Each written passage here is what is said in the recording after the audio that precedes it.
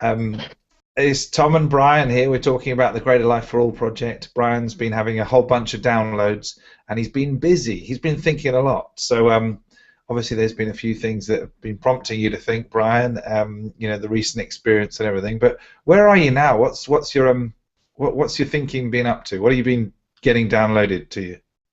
Well, I had an interesting conversation yesterday with a friend of mine, Kim. She's known as the Wall Street Coach. She's actually Oh, built an incredible practice that way. And she was telling me yesterday, she's in Hawaii. So she was telling me yesterday that she's now going to be an instructor for Entheos.com. Have you ever heard of that site, Entheos? rings a bell. I don't know why. It's a great site. Brian Johnson runs that site, and he's been running it for a long time. And Entheos now has I think it's called the School of Optimal Living.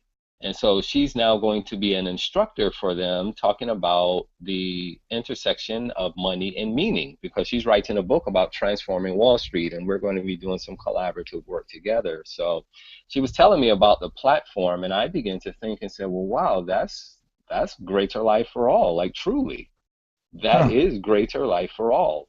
Huh?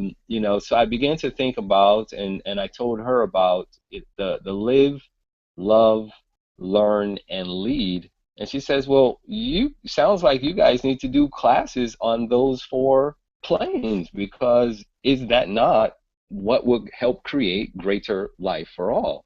How people Mm, are living, how mm. they're choosing to love and build community, how they're learning, and then how they're leading. She said that's exactly what entheos is really all about. And you know the term entheos means in God. Yeah. My next kid is called Theo. Ah, very nice. Nice. Yes. Did you Synchronicity. yeah, exactly. That's awesome.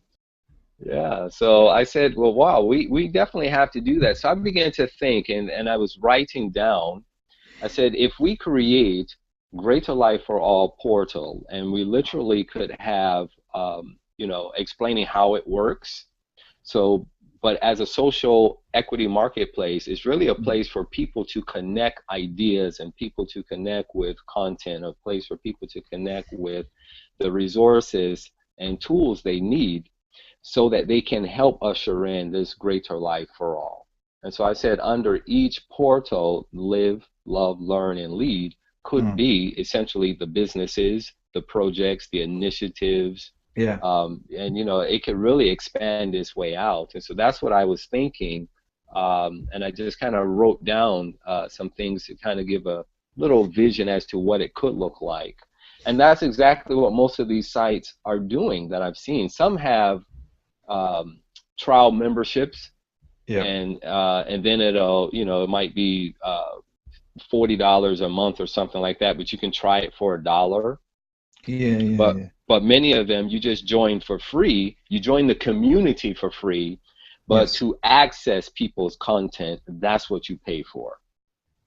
And so it's a true collaborative effort that can really, I think, build the brand of Greater Life for All.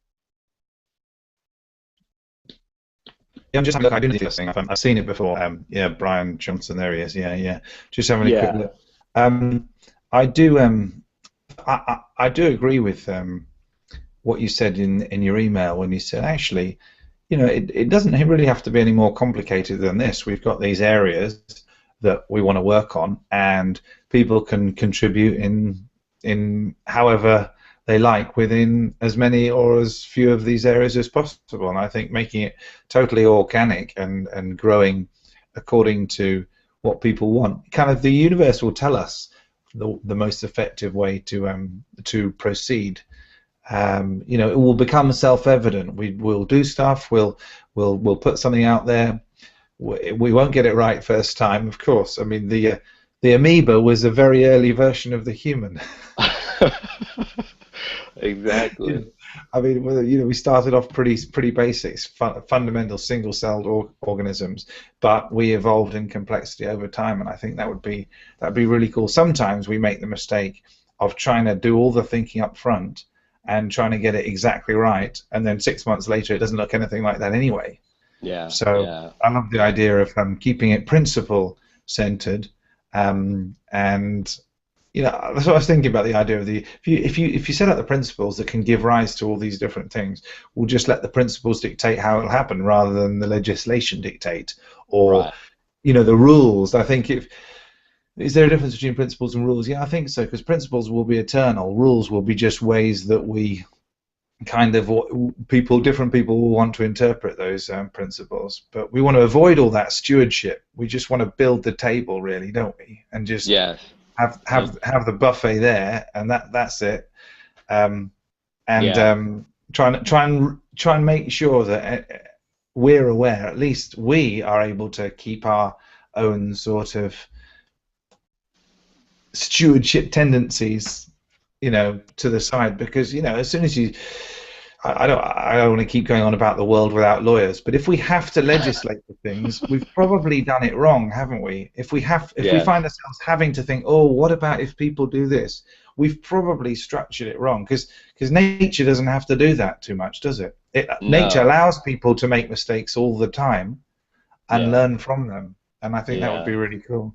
So anyway, And so that's what what that's what go I on, thought sorry. about when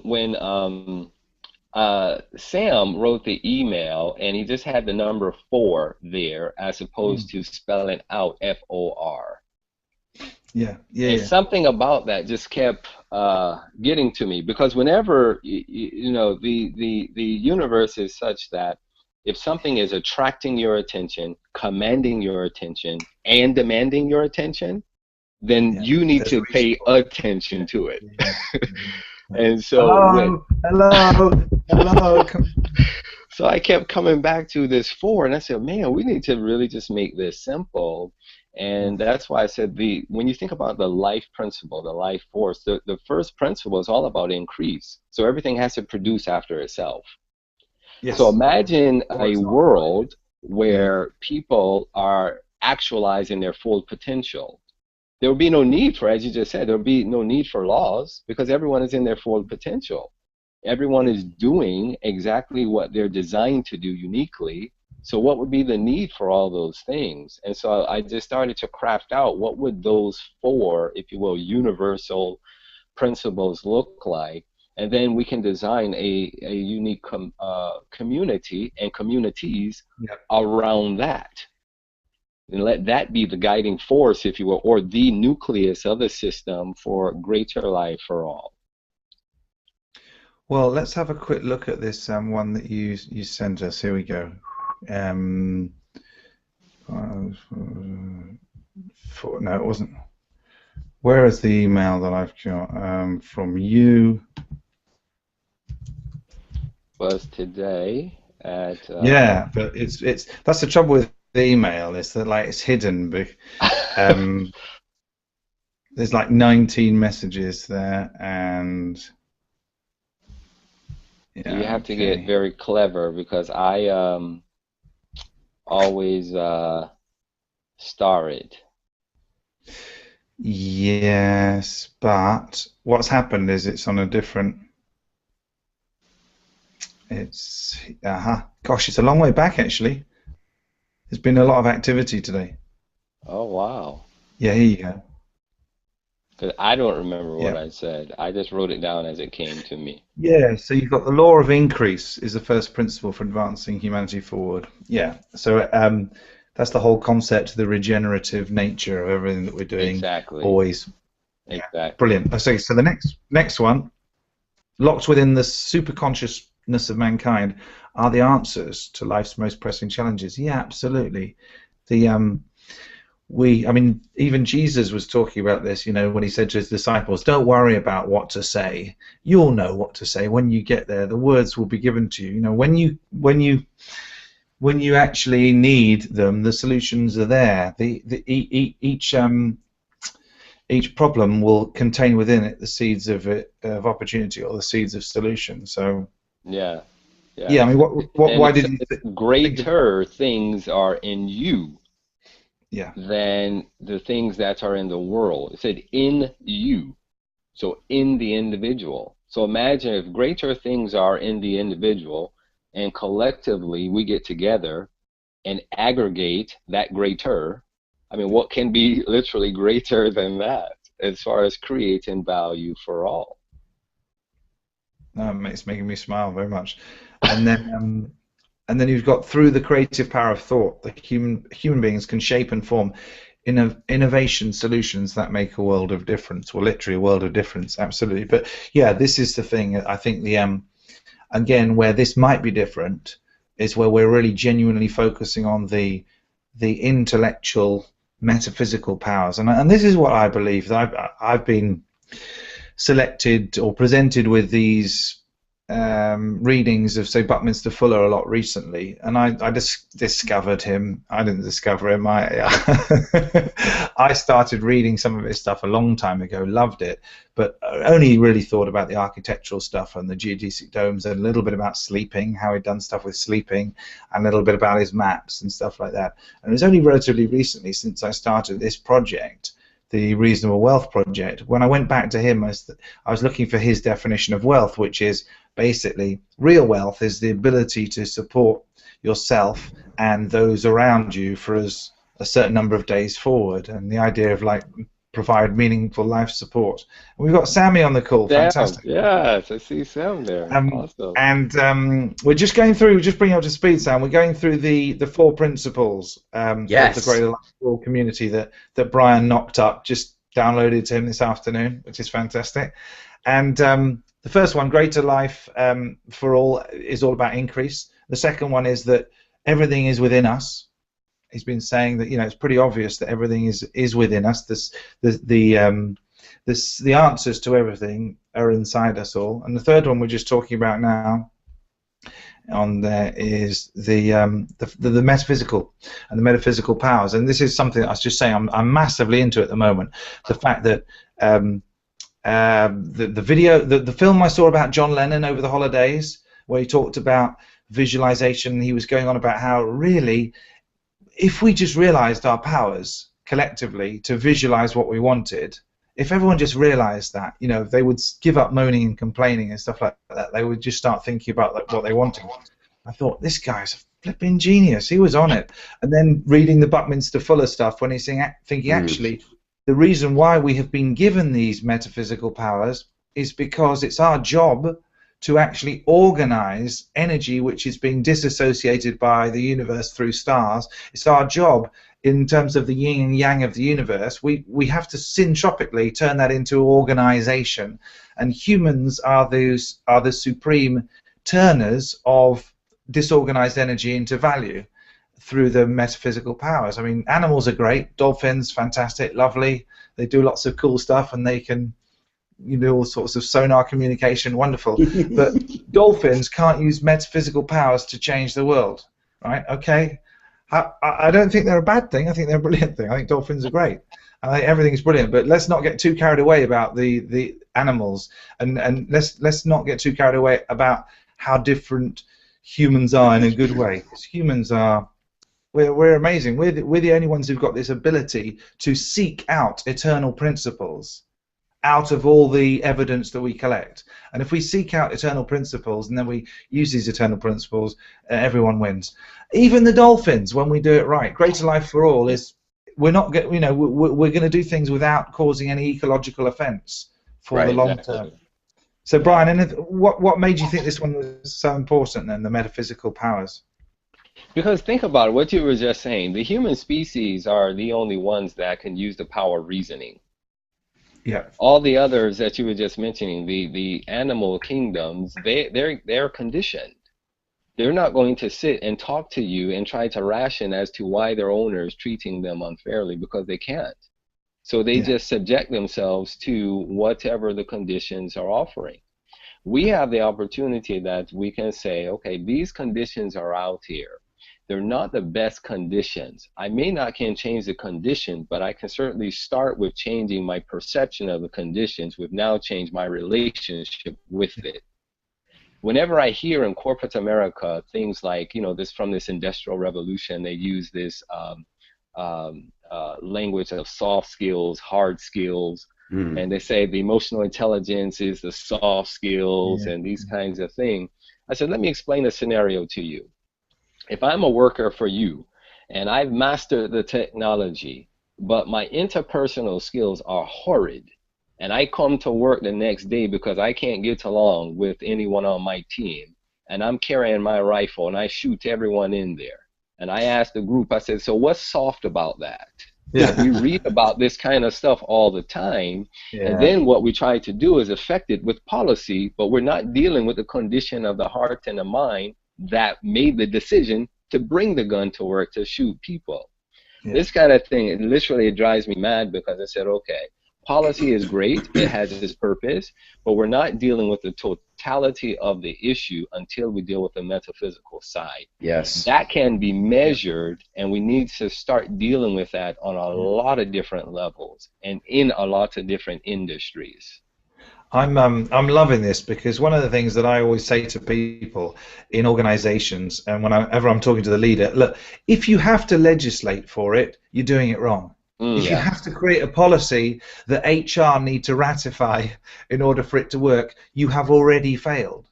You've admitted that you don't have the metaphysical prowess to actually come up with a proper solution for this.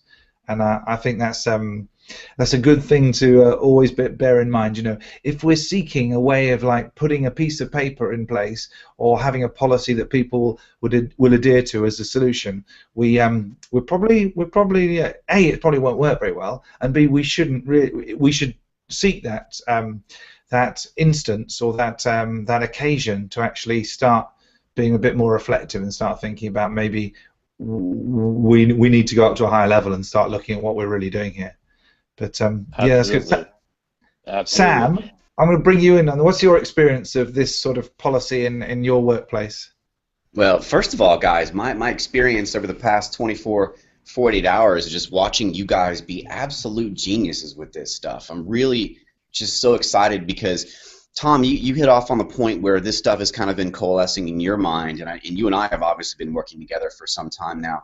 But in my personal experience as well, I've really been coalescing some of this stuff. And what really excites me, Brian, when I saw your main 4 points, and I want to echo what Tom was saying about the metaphysical aspect, because in my experience, I was never taught any of this stuff, and I find I have a real passion for helping people unlock this concept of this thing, because in my entire experience of my life, the metaphysical aspects of reality have been left to either church and religion or just kind of the way out there cuckoos. And I'm not saying that people that do this stuff are cuckoos, but in mainstream society, I want to see a pop culture where metaphysical athletes are as lauded as a basketball player. Yeah. Because to me, these things are so incredibly powerful. Now, that's on the individual level. In a business organization, and this is a conversation probably for another hangout, but I would love to get to the bottom of what you guys, how a business can operate fully on the creative plane. For example, when Waddle says you can scan your business transactions so that none of them violate the more life to all, and that you give every employee an opportunity to advance a little bit every day. You know, what would that look like where the rubber meets the road? But for me, it's really exciting because business is so completely soulless. It's so rare. So case in point, I'm sitting in a corporate building right now, and the corporate structure of this entire company with thousands of employees all across the country, spread out doing their job, is completely soulless and lifeless. Now, I'm not saying it's not providing value, because it wouldn't be in business if it wasn't providing value, but how much more impactful could that value be if it was coupled with not only the metaphysical powers of the individuals in this organization, but the organization as a whole, as a mastermind group, providing, for example, with Gannett's product is news. Okay, providing the most powerful news they can to empower people's lives, not to distract them with some attention-grabbing story about some useless pop star that crashes Ferrari or something like that. And so, for me, this is really exciting. And it's like every little domino that drops. Brian drops an email, it's just like boom. And I'm like, whoa. This is stuff that I've been percolating on in the background, haven't really even been conscious of it. So there's just so many areas of just excitement in this project for me. And most of all, that every single person on the planet, whether they're involved directly or not, is going to be a part of this process, because all of us, whether we are in whether we're actively pursuing it or not, are in the business of advancing the human race to our Yeah. Yeah. evolution. And so, I want to be an active participant, and I know a lot of other people out there do too. So, this is the kind of framework where every single person can contribute, no matter if they're a producer of creative things, or if they're a manager, or if they're just there. Oh, lost you a little bit there, Sam. You still Sam's there? work occasionally has a little bit of some Wi-Fi problems, so I'm gonna pop back to you, Brian. Go on to the fourth point then, because like we've done the thinking now and the metaphysical, and now we're on the fourth point. So the collective purpose, values, and strongest talents. So this is creating the best opportunities for continuous generation. So this is where the rubber meets the road. This is the action. This is the stuff. This is what we Right. make, we build, we create. What's this all about?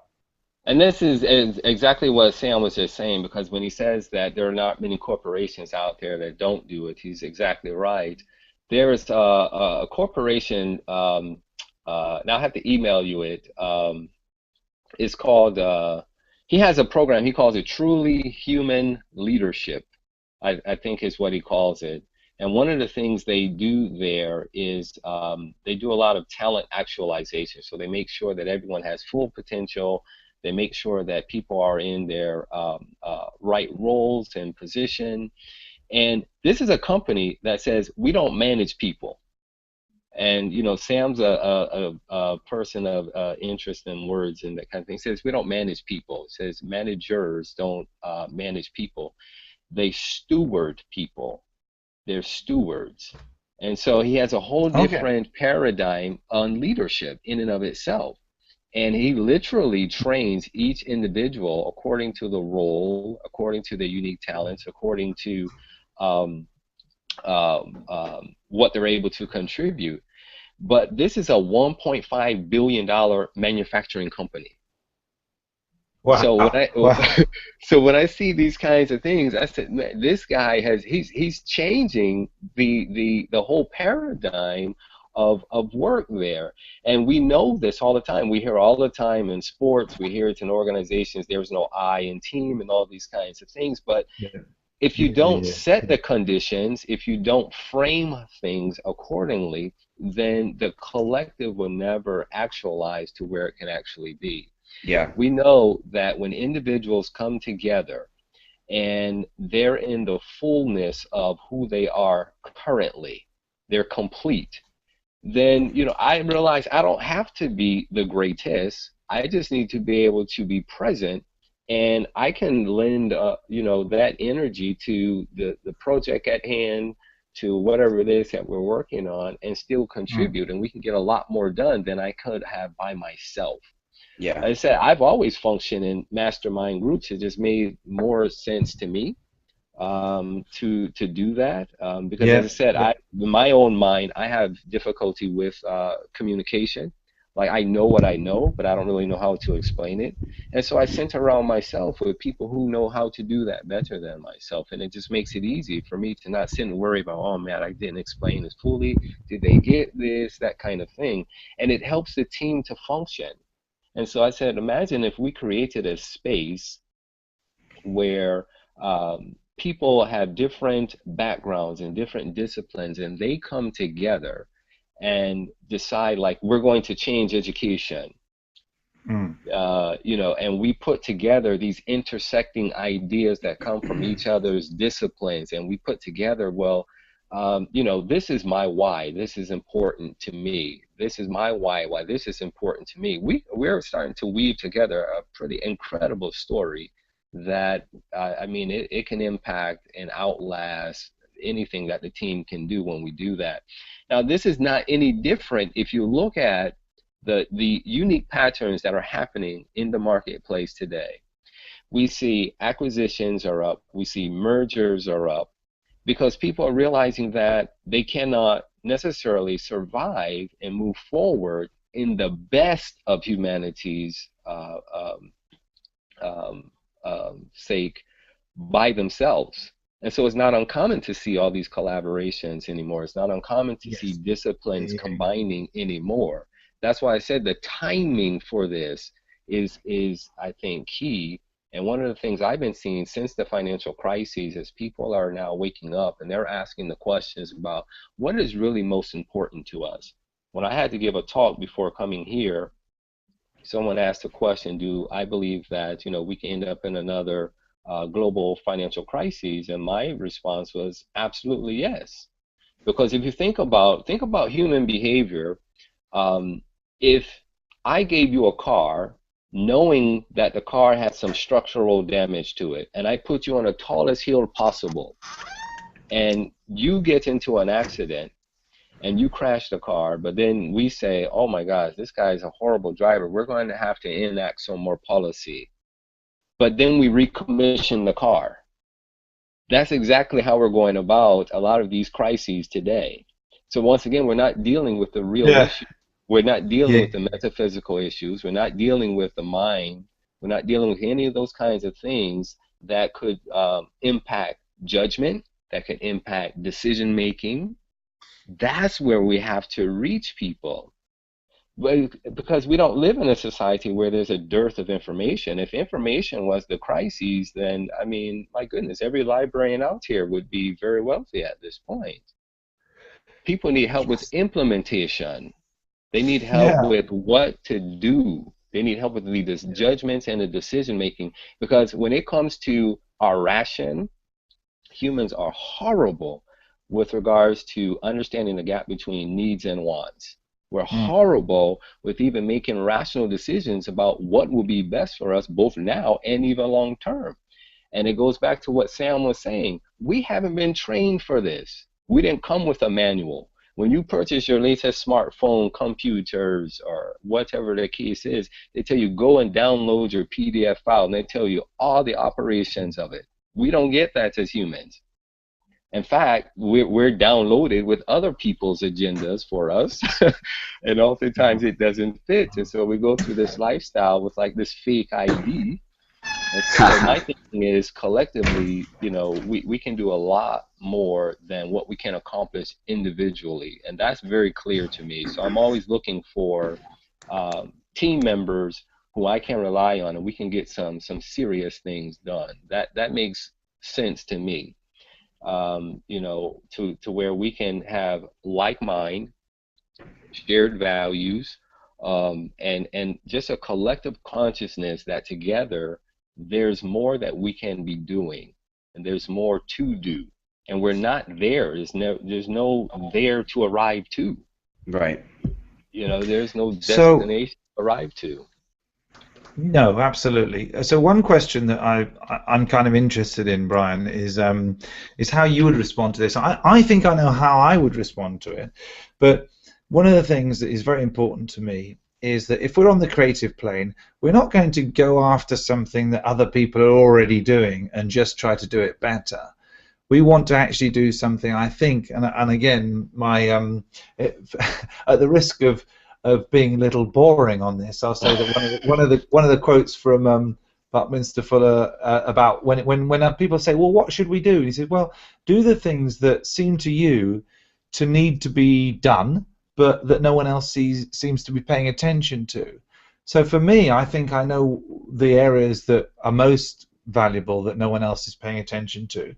What do you think what do you think Greater Life for All will do that isn't already being done by other organizations in a similar space? Why do you think we will be actually a little bit different?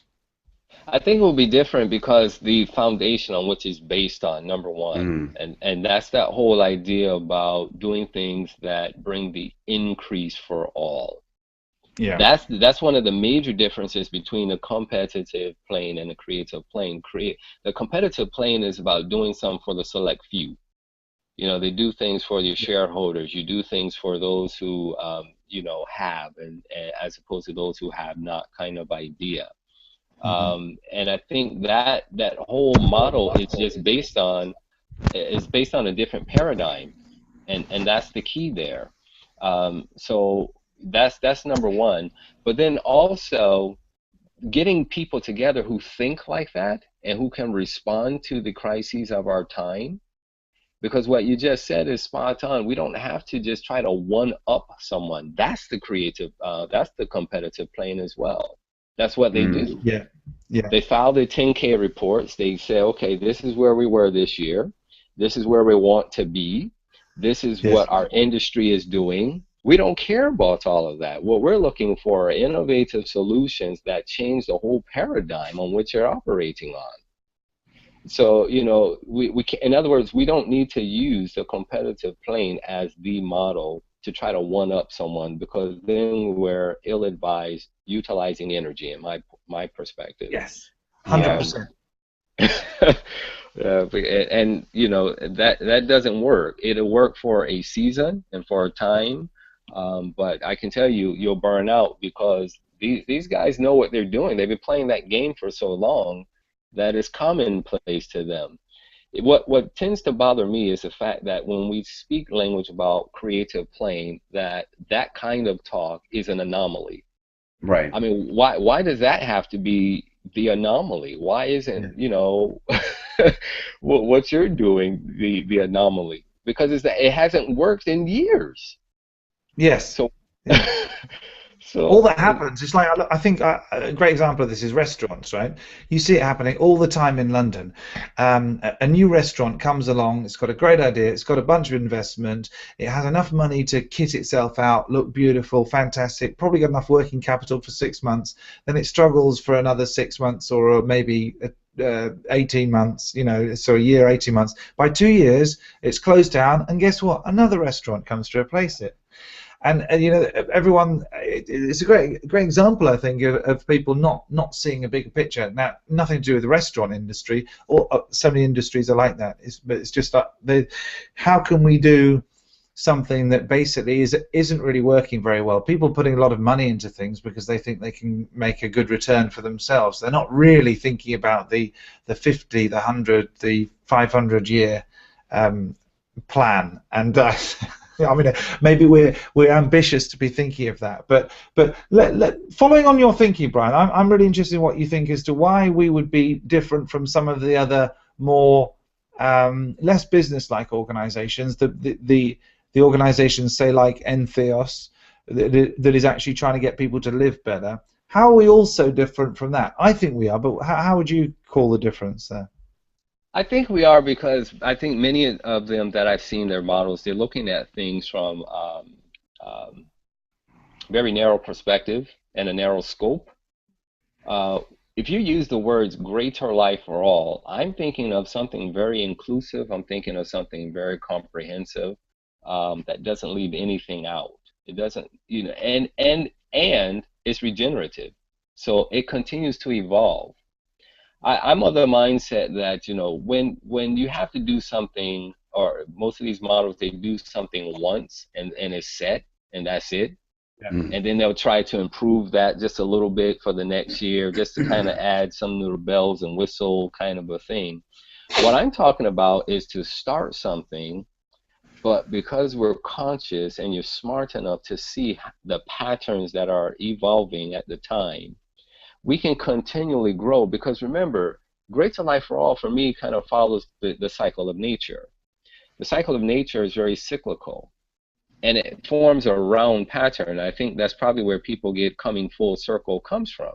Mm. And so if we follow the energetic pattern in nature, it starts with abundance. So it starts with being rooted and grounded.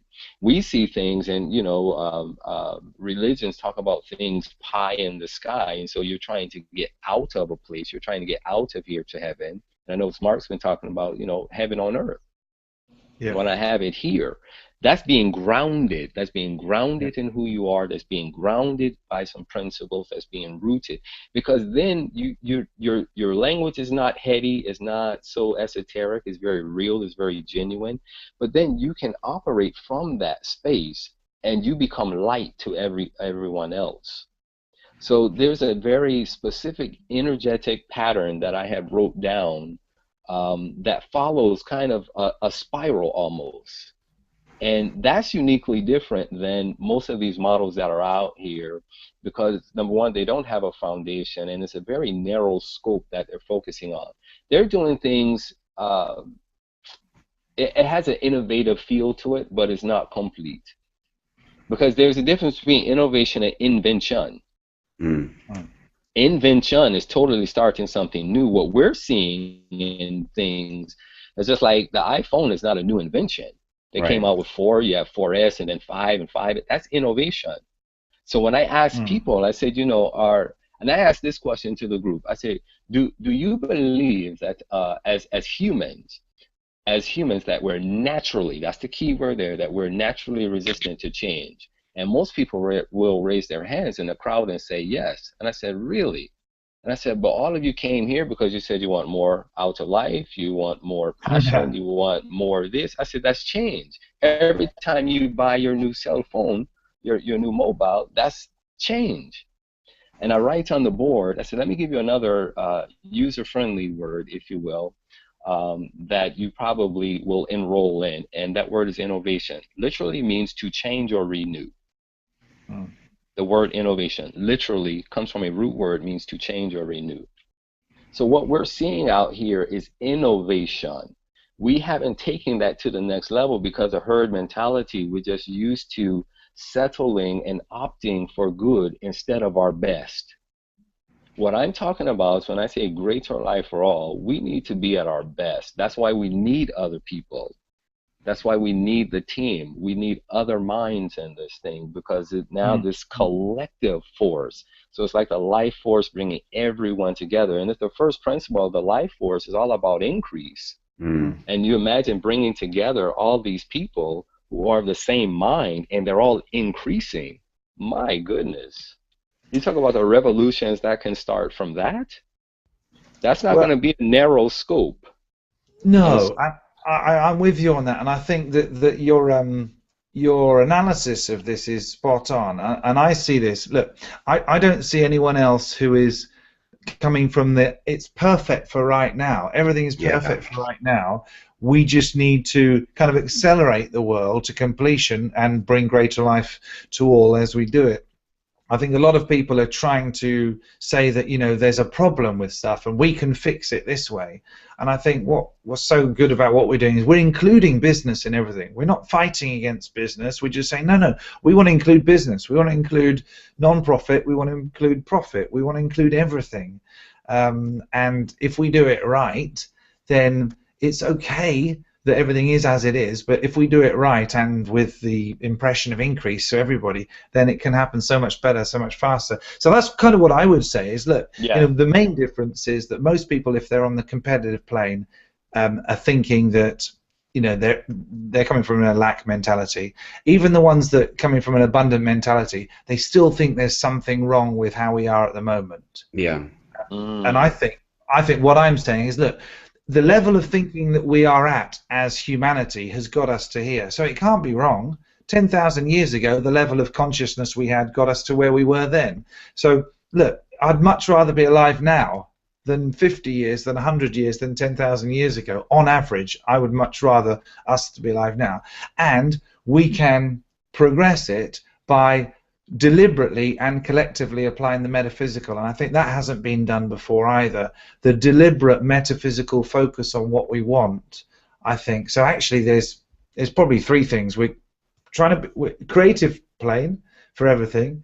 Everything's perfect. Again, it's a Wattles thing, really, that everything's perfect for right now, but not complete. There's more to do, and that we can deliberately use the metaphysical powers to get everyone's energy focused in the right direction on what we want rather than the problem that we have to solve. And there's probably a million ways we're different, but that's three of them. Sam, anything from you on that? Hell, man, how much time you guys got? I mean, for me, one of the big hallmarks of the creative plane is the fact that the more people that come to that plane, to that space, it's an additive force. Whereas in the competitive plane, it's automatically a competition thing. I mean, I was sitting here listening to Brian, kind of chuckling to myself of the concept of competitive analysis, because this is something that businesses do all the time. They look around in their own space and they see what everyone else is doing, and then they fall all over themselves to try and do the same thing better. And all it ends up doing is reinforcing a lack mentality to the point where, you have these companies, that basically eat each other's lunch and love it. So on the creative plane, it's simply impossible because the term competition has no root in that plane. It's impossible for it to be. It's just like it's impossible for me to achieve someone else's destiny before they can. It's impossible. I don't have the same spiritual DNA that they have. And the other fact I think you hit on really well there, Tom, is most of these. So that's the business side. On the social side, most of these places or most of these organizations are trying to fix something. But by trying to fix something, they're reinforcing the exact same thing they're trying to fix. My beef with most charities is that they plan to be in business forever. Yeah. Yeah. Brilliant. Yeah, that's good. Think of all of the accumulated money, specifically capital, that has been thrown at poverty. Okay, and it hasn't even changed a dent in poverty because they're approaching it from the wrong way. You've got to inspire that first cause which exists in every single human being to make themselves better. If you light that fire, you won't need any organization to solve poverty because it'll absolutely solve itself. Yeah. And so this is a unique, to us, this is normal. This is a unique way of thinking, though. Most people think that, okay, if I don't, so like fear, if I do not want to feel fear, I'm going to tell myself, I do not want to be afraid, I do not want to be afraid. They don't understand that the solution is, I am full courage. I have courage. I am endowed by my creator with full courage. Everything is perfect. And so those little bits of difference separate the foundation that we're building, because that's the most important part. Like Brian's car analogy, if you build a foundation that's flawed, it doesn't matter how big your skyscraper is, it's not going to achieve perfect unity. And I think we can take a lot of hints from nature. You know, nature doesn't seem to have any problem getting along with itself and just being totally abundant for everything that does it. And so I think with human beings' metaphysical powers and our ability to look around us and just see what just naturally works, we can inject those same principles into a business cycle that works and brings more life to all. And I just love this so hard through and through, because greater life for all will always lead to greater life for all. It's a self-perpetuating motion that is the name of a business, a social movement, in our own lives, in our individual lives, in the collective lives, and it's just really quite elegant. And overall, that's to me what nature is. It's just such a beautiful, beautiful spiritual machine. So I think there's a lot of opportunity to very easily differentiate ourselves from people in the same space without even competing. Just saying, this is kind of what we do, and if you guys want to come over here and do what we're doing, awesome, bring it. There's totally more room for all, and that is a unique unique perspective in most businesses.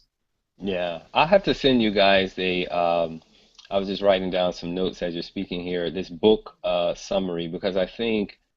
What both of you said, particularly the fixing it idea mentality, is a big differentiator for that separates the competitive playing from creative, because you don't want to put too much energy in fixing something, because you won't have energy to actually solve the problem. Right. You know, faith in and of itself is not designed to fix something. Faith takes what's not there and create a solution. You don't need to, have faith for something that you're already seeing, if that makes sense. Makes total sense. Right. So, so it's not about the fixing, but there's a book that came out, and they titled, the authors coined it co-opetition.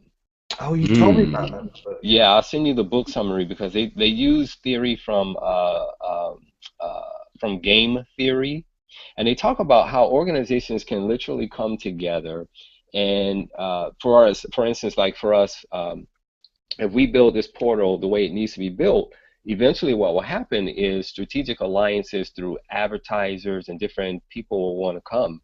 Those are what, in co-opetition's language, they call those complementers. Complementers are people who can bring added value to what it is that you're bringing to greater life for all. So that's why they're a complementer. And so they break down this whole idea of competition and how collaboration can come together to create an incredible business platform. They said, you identify the players, you identify the rules, you identify, the parameters, the playing field. There's all this game theory kinds of things, but it's a very interesting concept. I'll send you the book summary for it. There's only like 12 pages or so. It's definitely worth reading. Yeah, sounds good. I think great.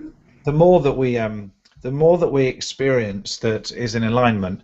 I mean, usually these things come to you at the right time, don't they? Why is it that I was inspired to watch the US versus John Lennon at Christmas when I knew a lot about John Lennon already, but this one facet I didn't know. And why was I inspired to have a look at some of the Buckminster Fuller stuff that I'd read, to some degree, not really got a long time ago, 15, 20 years ago. And it's just this confluence, the synergy, and it's all come from, when Wattle says it in his book, doesn't he, really, that the stuff, it will be there when you need it. It will be presented to you. The book will be handed to you. People will be sent to you. This is what Sam and I are finding, because obviously we've been kind of behind the scenes creating this metaphysically for a little while. About September last year, I hit Sam with this idea, and he said, I'm in. and so we've kind of had a plan to, well, certainly bring greater life to all. We didn't call it that, but it was the idea that we thought in 2014 we'll start working on eating, because we thought that eating is a really good way to get people to understand that they have power. And if you can get them to change their shape and change their eating habits, there's nothing more mindful or nothing more mindless than the way most people eat. So if you can attack that physical stuff, then you can get the biofeedback and the awareness if they're chewing their food and they're not eating too much and they're only eating when they're hungry. But the long-term goal has always been to change the health, the wealth, and relationships of the world. Amen. Yeah. And it's so we've been working on this, and one of the things we decided, we've been using our metaphysical powers, because we decided we needed to attract people to the fold. And you obviously were doing the same thing in South Africa and America, Brian. You'd obviously for years thought that you didn't want to do this competitive playing thing anymore. So you've been thinking, what we need is a bunch of people like with Sam's energy and Tom's enthusiasm. If we had a bunch of people like that, where could you must have been thinking, Brian, where could you get to if you had some great people to work who you didn't need to explain anything to, because they already got where you're coming from? Yeah. I've been thinking about it a long time. I told Mark I felt like I'm an army of one, because I'm here fighting this thing every day, and I'm saying, hey, you guys can do things differently, and they're like, prove it. So prove it. And I was like, okay, are you willing to do it? Yeah. Are you willing to do it? And then that's when people are like, no, that won't work. I said, how do you know? You haven't even tried it, Yeah. But I really feel like I'm an army of one. And I've always said, and I write in my journals all the time about this idea of, the answers are out there. The people are out there. In South Africa, we have this term that says you never look at the new dawn through yesterday's eyes. And so I always tell myself and remind myself that a new dawn is on the horizon. And that new dawn is going to usher in a new way of seeing, a new way of thinking, and a new way of doing. And that's kind of been my vision moving forward. I had a book idea 6 years ago, and I just simply titled it The Wealth Playbook, because I've been doing these wealth creation seminars. But I wasn't talking about money. It was all about intangible assets of wealth. And people were eating this stuff up. I mean, it was based off of, just like the Science of Getting Rich, it was based off of Russell Cronwell's book, Acres of Diamonds. I don't know if you ever read that book. Great book. Yeah, I read it. Yeah, great. Classic book. Yeah. And I often tell them, to dig for diamonds, because that's quite big in South Africa. Yeah. And it's a coveted field for apprenticeships and that kind of thing. I said, to dig for diamonds, there's certain conditions that have to be met. If any one of those conditions with regards to temperature or even how far they dig is not met, you won't get diamonds. You'll get graphite. Yeah. So specific conditions have to be met. And so I've been talking about that with regards to creating wealth. Specific conditions have to be met with regards to how you're seeing, how you're thinking. And I said it often starts close to where you are. But the challenge for me was that I never got that idea out because of this plane that I'm playing in. And so, I live with every day that in some ways I'm playing too small, and that I've outgrown the consciousness of this competitive plane that I'm in. And that frustrates me on on a number of different fronts here. And so that's why I said, when I seen your email, I said, I wonder if I could find the right people in there that think this way, and we can do some significant damage where we need to. That's kind of my vision.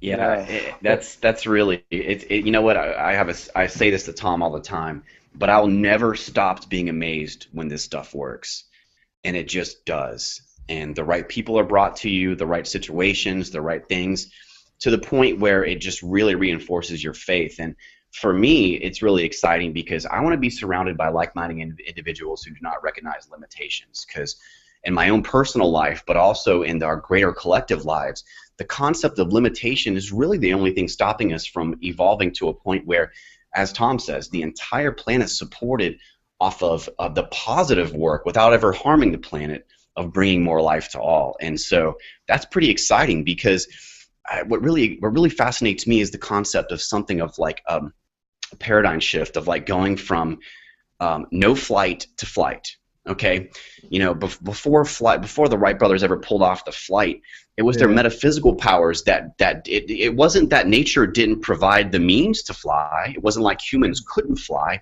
No one had organized those principles into such a way and backed that with faith. You know, the Wright brothers used to have, every time they would have a crash or a failure, Wilbur used to look at his brother and say, "Don't worry, brother. I can see myself flying in that machine as real as you are here." And it's that vision that created their ability to organize things in such a way to where now it's the kind of thing that they couldn't really keep under wraps. Okay, it's not like the Wright brothers discovered created flying and then created the airline industry. It's one of those things that has spread out and changed our culture forever. I'm really fascinated by those kind of touching points because I believe there's so much more of those right under the surface, right under our noses. And it's going to take people like ourselves and the people that are going to come to something like this that are going to achieve that. Yeah. That's why I like humans and the scientific process, because humans, they've got this ability to just look at stuff like, oh, I'm looking at all the stars in the universe and looking, well, they didn't even know what they were, but I'm looking at all these pricks of light out of the night. Oh, I'm looking at them again. Some of them have moved. Most of them are exactly where, these moving ones, they seem to be following some sort of patterns. I wonder what that's all about. And over a period of time, they realized that these moving ones were planets, and they realized that these moving planets were all somehow coordinated by a principle, a mathematical principle, or mathematically verifiable principle that we now call, we give a word to, gravity. And the fact that all these things are, you know, millions of miles away. They're a long way away from us. All these planets at crazy distance, but somehow them and us are all sweeping out the same areas of an ellipse in equal times as each other, moving around this body, the sun. It's just like, what? How would any flipping donkey have the ability to work that out? Come on. And listen, I'm not going to sit here. I'm not going to sit here and let you bash the Dolphins again, okay? No, I'll move to donkey. So, but you know, this is what's really exciting. But who benefits from that? Okay, Newton, we've heard of him. Copernicus, Kepler, we've heard of these guys. But the beneficiary of scientific breakthroughs is everyone. So science is the best evidence of more life to all, because it's not that Newton then patented it. I'm going to patent gravity and like make sure that I screw everyone, and we're going to meter out gravity to everyone as and when they want it. Yeah. And I'm going to make it so. So I love the idea that there is a precedent for greater life to all existing in all the scientific developments. I love it. Anyway, Brian, why don't you wrap up with some crazy next actions or anything else that you're working on?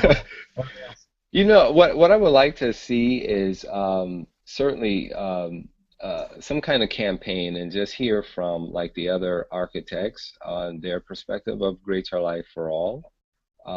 What part they would like to contribute, or they think they can contribute. You know, I'm part of these kinds of forums already, and when you go to these investing forums, you know, you sign up, and you can sign up as an advisor, as a consultant, or Okay. as a coach for people who want to come and start businesses. So these kinds of platforms, they already exist, but as I said, they're very narrow focus and they don't address all the points that need to be addressed, particularly the metaphysical points.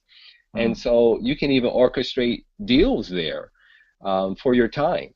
And oftentimes, I don't charge anything for my advising unless they actually do start something and they Mm. actually make some kind of income from it. So we'll structure something based on that, but otherwise I don't charge. But there's other people that say, okay, yes, I'll charge for a certain amount or something to that extent. So everything's a little bit uniquely different. I would love to hear from the other architects about what level of Yeah. contribution do they think they will be willing to contribute, and where do they see themselves as part of this here?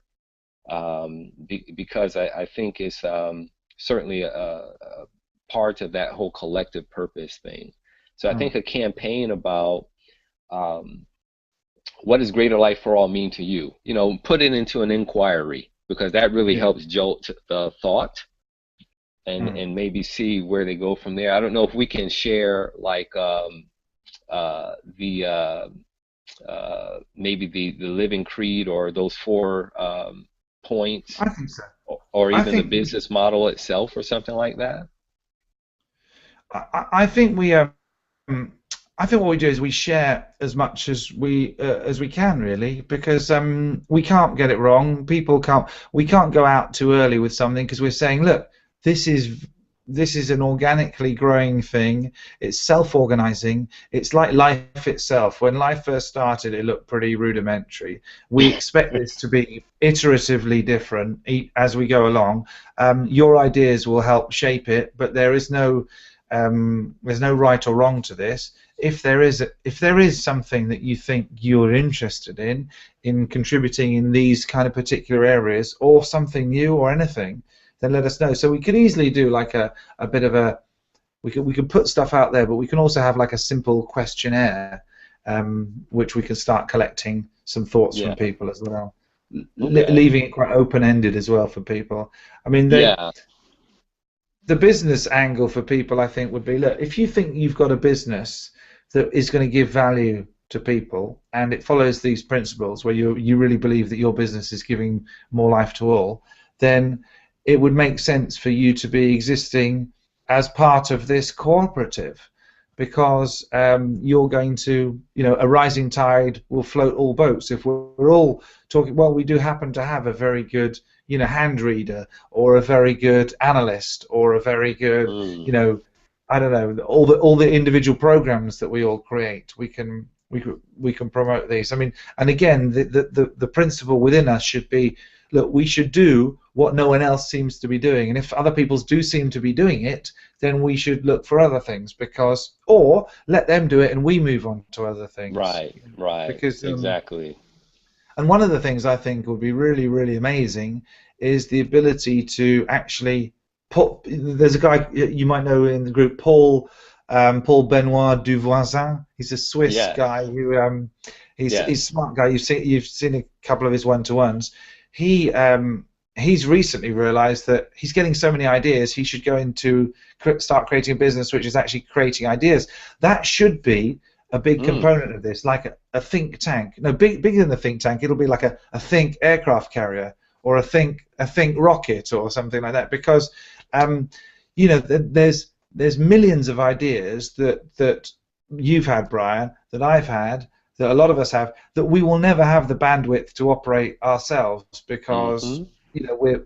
they're brilliant things to do, but we need 100 lifetimes to get through them all. But we could easily have some sort of forum whereby we're contributing all these as ideas for the greater good of everybody. Look, we can't do these because we don't have the resources, but they're out there. Like some of these X Prize type things, Right. the Exactly. crowdfunding and then the crowd solving, that kind of idea of mine, raise the money through the crowd and then solve it through the crowd as well, that kind of thing. Those sorts of things, you could do that for, I mean, that would be really Wow. exciting. So, That's awesome. yeah, why not? Yeah. Yeah. I would Let's love do to it. see that. I would love to see that. Okay. So can can you put together something that draws that together, like the Yeah. business model itself? I think I can do that. I think if you send me the well, you've sent me the email anyway, which is basically Yeah, it. If you send me yeah, that, I think I'll try and just put some feelers out and get people's level of interest and say that um, this is not us deciding what it's going to be like and whether you want to be in or not. This is us saying what we think we're doing, and we're deliberately making this totally principle centered and rule free. Principle, is there a way to say that better? Maybe principle centered but rule free. So like, there's not going to be any. yeah. There's It's the not. We're same not. thing that you're doing. Is all open source, is non-hierarchical, Yeah. and so Yeah. that's why it's part of market-based, but a social movement. Because remember, social movements don't require policy; they Yeah. require, the social consensus.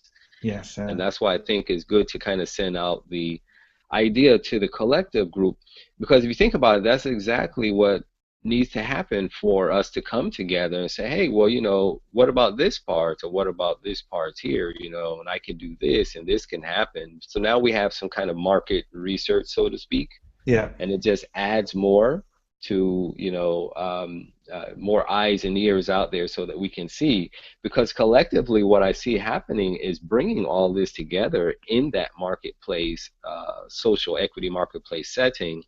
And because we're aggregating disciplines, ideas, content, we can Wow. see what's missing in the competitive plane and therefore address it, because everyone is out there, doing what they do already. So we have these extra Well, eyes and ears to yeah. where, collectively we become the market research, and we can say, this is a current pattern.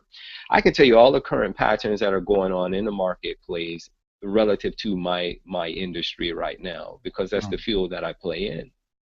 That's what I'm seeing, and that's what drew me to this project. Because, as I said, in impact investing, although they're interested in returns Mm. and social good, there's not enough effective measurements, and it's still based on the measurements of how things or how people are doing with the return on investment side of things. But then I say, okay, what about return on people's equity? What about, return on invested time? What about all these Mm. non-tangible kinds Mm. of Mm. metrics? Then we can talk about even the metaphysical metrics Mm. on well-being. None of that is even considered. And so I Yeah. see that trend, and I see where those patterns are for opportunity. In fact, that's one of the opportunities I have, is designing behavioral algorithms for the impact and social entrepreneurship industries. That's one of the opportunities that exists right now. And that just if that's all we did, that would be amazing, right? I mean, that would be Yeah, amazing. But there's so yeah, many things I think we can do, and I think we'll attract people because we're not saying that we have cracked the code. We don't have the answers. We right. don't just come to us and say, oh, because we're going to teach you how to do it in our way, and our way is awesome. We don't have the answers. We don't even have all the questions. But Exactly. the point is, we at least say that come to us if you want to contribute in some way, and help us and help yourself create a greater life for all. And there's a million ways to do it, because it's as many Yeah, people as there are, there's as many different ways of doing this, which is really exciting. Okay, so right. I'll knock up a kind of putting the feelers out, saying this is the creed, this is how we see it from our current perspective here, but we can't, we're going to see a mile, walk a mile type approach, and then see where we get. So we'll see what people want to be, or how people want to be involved, because the very minimum, they'll want to be involved in thinking it's a good thing to do. Right, Right? They right. might not, no, or they might not. They might decide, what, Greater Life for All, that's a bit of shit, isn't it? I'm not going to do that. I'm gonna, I don't even want that to work. I'd rather Yeah, have less life to most and just Greater Life for me. No, anyone who's part of this project will want to be involved at the very least at the metaphysical level. yeah, That'd be lovely to say, look, because I've come up with an idea for a metaphysical app as well. It's really simple. You got your phone, and all you do is, okay, this week we're focusing on, we do a 13 by 4 for like metaphysical powers. Okay, this week, everyone, all you need to do is like tap and hold, press and hold every time you're thinking about the outcome that we want for this week, whether it's like a cancer-free world or, you know, racism doesn't exist, everyone, you know, just press and hold, and then every time everyone's doing that, it logs it, and it will log, you know, the number of sort of seconds on focus, and that'd be really Wow. cool. How cool would that be? Wow. And that's Wow. in itself is a business, isn't it, really? That is wild. Wow. So it's like a tracking device for metaphysical powers, um, and that's actually how I set up the WhatsApp groups, because I wanted to use the frequency and the volume of conversation, you know, the number of characters used by a group and the rate at which they were increasing, to measure and correlate that with the growth in wealth of that group of people over a 13-year period. But we can do that same thing with this whole, you know, we can bring in some. That's what Sam's working on at the moment. He's working on the app, or a couple of different apps, the 13 by 4 app. But the 13 by 4, the metaphysical app, the Great Life for All app, in practice is like, get people, okay, this week or this cycle we're focusing on this. Okay, we had 46 billion seconds in this 13-week period where people were focusing on whatever it was that we decided. Anyway, I think it would be fun. Wow. That sort of, you know, get some metrics. Talk about measuring stuff. How good is that? That's huge because if you look at the technology that's coming out now, that's exactly where everyone is going. I mean, Yeah. all these like Samsung phones, and now you can wear it on your wrist, and you can answer your phone from your wrist, Yeah. and it can count, you know, your steps and all these different kinds of things. Those things are hugely popular. And if you look at the market trend reports, those kinds of things, everyone is moving towards this. This is why PC sales are way down right now. Yeah. So everyone's moving towards a smartphone, tablets, and these kinds of things. And people who are catching on to that, even for like authors of our group, you know, those short ebooks are selling really well. Kindle has now, you know, Amazon is now doing a lot to really help new authors come on so Yes. that they can sell more of their Kindles. Of course. So, you know, we can take advantage of some of these kinds of things that are out there and use it to our advantage, because then, you know, it creates a competitive or an advantage for us, not a competitive one, but it certainly helps the cause of what we're trying to do. But Wow. I would be very interested in hearing, you know, from the collective group, because, you know, you know, we're speaking now through the WhatsApp as much as possible. Yeah. And I know people are busy doing their things, but I would like to hear more about what they think we can do collectively.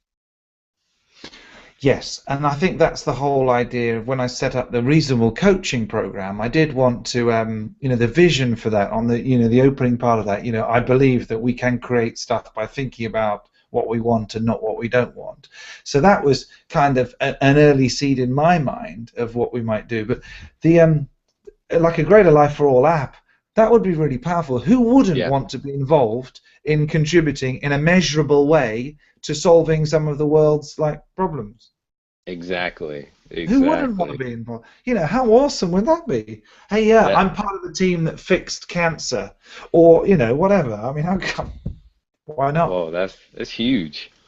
Anyway, I need to get to bed, and so do you. Yes. And I don't know I don't know how do you sleep after a sort of like a bit of inspirational thinking like You this? see, I have my short sleeve shirts on because I'm going for a run. Right. Okay. The only I one, isn't it? can't. I can't. I have to run it out of me. I just can't. I say this thing has a lot of questions, you know, that come to me, and it comes at night, and I sleep near pencil and paper, Yeah. so I can write it down. But I haven't stopped thinking about it, and it comes at times, sometimes the most inopportune time when I should be Yeah. dividing my or giving my attention to something else, and this stuff is just coming to me left and right. I have one, two, three, four, five, 10 business strategies from market leadership positioning, strategic content, customer development planning, integrated product suites and funnels, automated evergreen marketing sequences, uh, promotional partnership value creation, recurring revenue training, high-level customer service, multi-channel prospect acquisition, category ownership initiatives, movement marketing campaigns. I've been writing on that, so I can't stop thinking about this stuff. Well, that's good, Brian. It's certainly working. So listen, you have a great run, and Okay. we'll, I'll get something out in the next couple of days to actually tomorrow I'm spending a day with the family. We're going to a science museum, and then I've got some things to do in the evening. As actually I'm going out, I'm invited out to dinner with a guy who is he's got a VIP club. He flies people in from all over the world to get, they're part of his membership group. Same sort of thing. It's a mastermind thing, but it's on digital technology and all that sort of stuff. And it's kind of, he's brought me in because he wants someone to talk about the other side of things, kind of the inspirational side, rather than just the technical stuff, which he's brilliant at. So that'll be really nice. It's a lovely dinner on a rooftop restaurant in London. That'll be good. So Nice. Wednesday I'll get onto this, and Okay. Well, that's no if my worries. wife hasn't had the baby tomorrow. 'Cause Yeah, of I was course going to ask, how's the baby watch? it's absolutely fine. We was getting quite a lot of contractions last week, but usually it's not due till the 13th of May, and usually they're a little bit early. But you never know. I mean, the due date is the least likely date that the baby's actually going to come on.